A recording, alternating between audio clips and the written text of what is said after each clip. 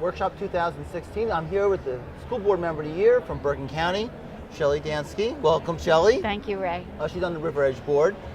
So, Sheli, how long have you been on the board? This is my 27th year. 27th year. Yep.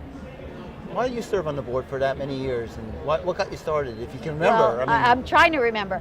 Well, what got me started was I had young children, and I knew I wanted to be involved in their educational environment and contribute in some way. I really believe in community service and in public education, so this was just a perfect fit for me. And I was a mom who was interested, and so I ran for the board, and I was elected. Sheli, I was taken when you gave your acceptance speech. There were a couple things that stuck out with me. One, you're a group leader, and I've known you for a good number of years, since I've been with the association. And group leaders train other school board members, for people who don't know. And that's a passion of yours. And it is. Just explain why it's important to you. It's important to me because I think that group leaders are board members training other board members. And so we're working from our own experiences. We're working from the ground up in terms of knowing what might come up.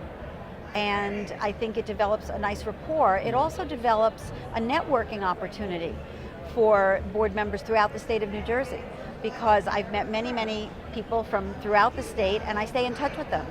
After I've been their trainer, their group leader, then they often call me with questions or email me with questions. And so it's a really nice networking opportunity, because I think as board members, we tend to get a little bit kind of isolated and secluded in our own little communities.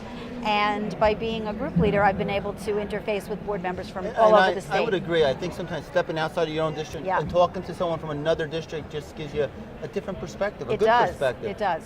The other thing, and I think anyone who does any type of public service, and we kind of forget about it, we think about our public service, but when you decide to do that public service, you thanked your family, because you know what?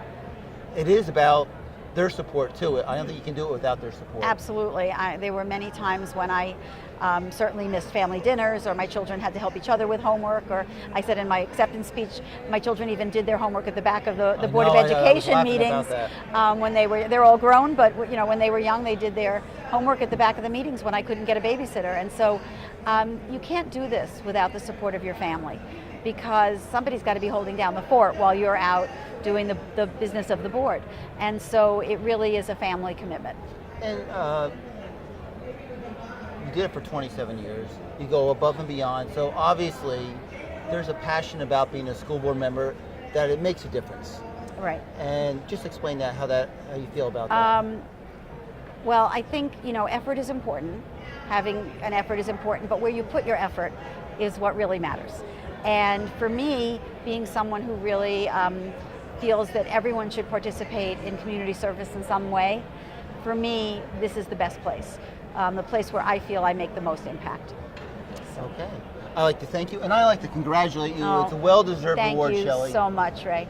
And that brings us to the end of this edition of Education Matters at Workshop 2016.